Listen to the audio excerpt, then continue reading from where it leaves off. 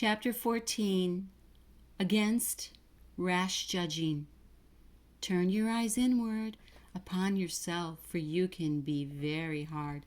Exceed in judging your own actions, nor be too cautious in sparing and censoring those of others. And censoring indeed, this deserves to be called in the worst sense of the word rather than judging. If we consider not only how unprofitable to any good end, but how liable to infinite mistakes, and very often how exceeding sinful all such judgments are.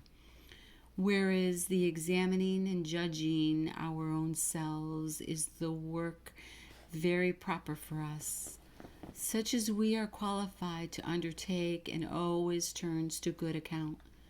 We generally determine and give sentence just as we stand affected to persons and things. Our own passions and private prepossessions blind our mind and either hinder us from discerning the truth or from letting it have its due weight upon us. Whereas if we proceed from no other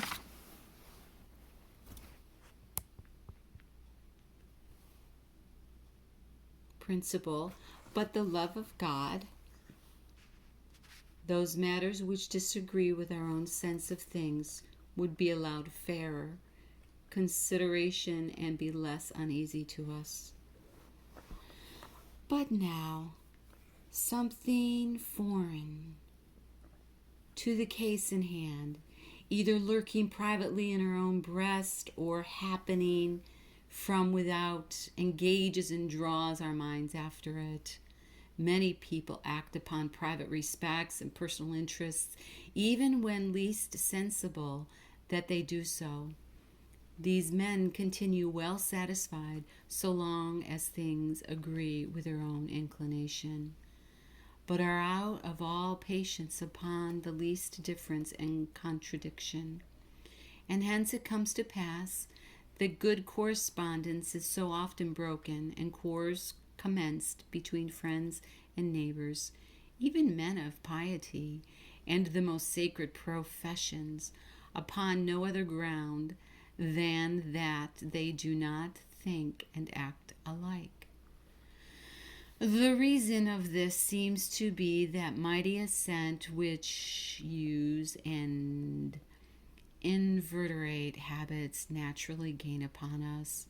We can very hardly be persuaded to change a practice or opinion which we have been educated in and long accustomed to, or to suppose that the other men see farther into things than ourselves.